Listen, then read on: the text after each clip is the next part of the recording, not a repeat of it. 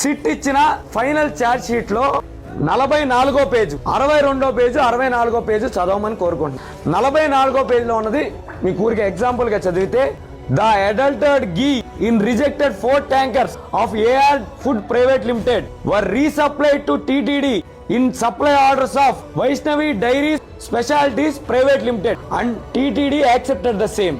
అంటే ఆ 4 ట్యాంకర్లు ఏదైతే రిజెక్ట్ చేశారో పేరు మార్చి లోపలికి పంపించడం నిజమే అని టీటీడీ కూడా ఒప్పుకుందని సిట్ రిపోర్ట్ సార్, నేను మాట్లాడట్లేదు, సిట్ రిపోర్ట్.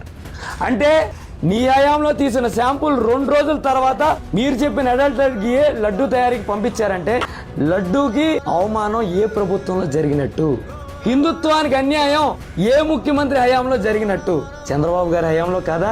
జూలై 27, 2024 ఎవరి హయాం అని అడుగుతున్నా. ఆపిన ట్యాంకర్లు పేరు మార్చి లోపలికి ఎట్టా వెళ్ళి అని ప్రశ్నిస్తున్నా. దీనికి సమాధానం